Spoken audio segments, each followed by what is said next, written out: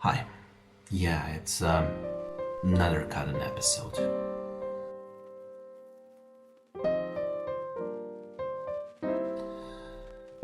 Everyone dies, and their passing affects those around them in a very meaningful way.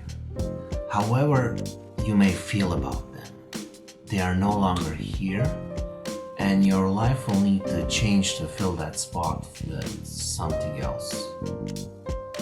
I'd say that's quite meaningful. This needed to be said before continuing, as I would love to say that the death of Akira Toriyama is a tragedy. But I think that maybe that would be too strong of a statement, as he died of an acute subdural hematoma at the age of 68, leaving behind him a great legacy.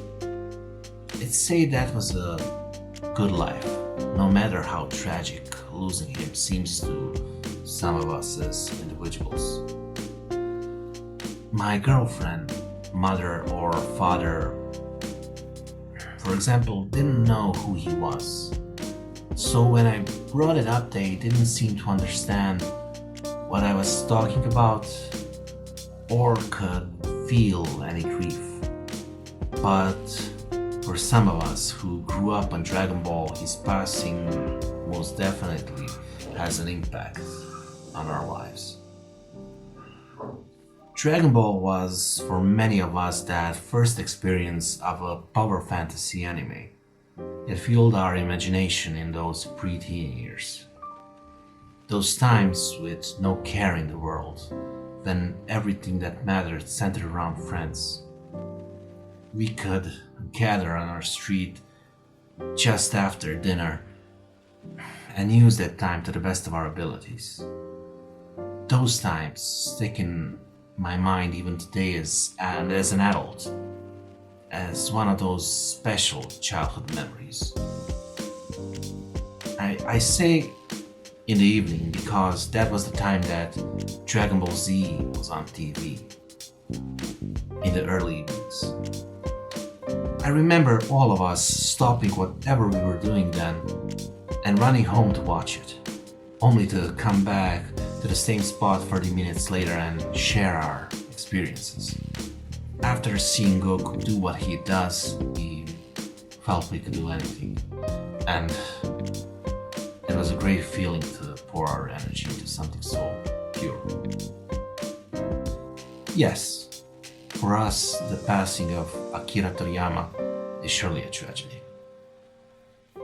But it's not just Dragon Ball. Its existence started a whole new trend. And if it wasn't for Toriyama, we wouldn't have the joy that is One Piece, the cool world of Bleach, or the devastating last arc of Hunter x Hunter. At least that was the last arc in its anime form. If it's not clear by now, yes, I'm a big anime fan. Even today at the good old age of 37. I have to correct myself. Because the style of anime that Dragon Ball popularized wasn't just a trend.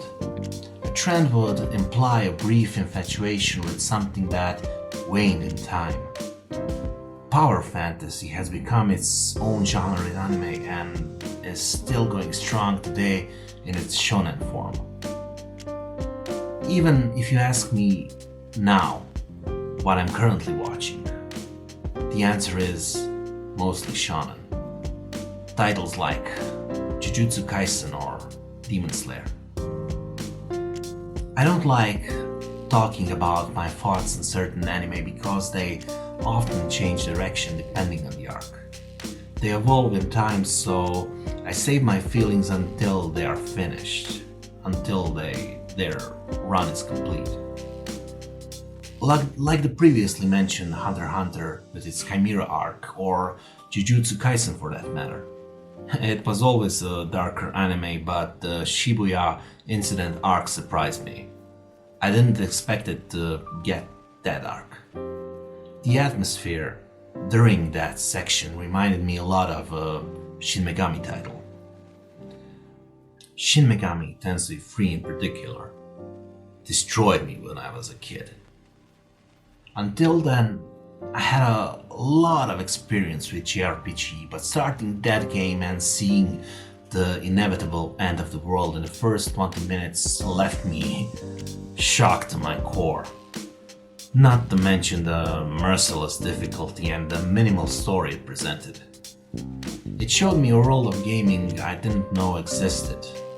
A niche not for everyone.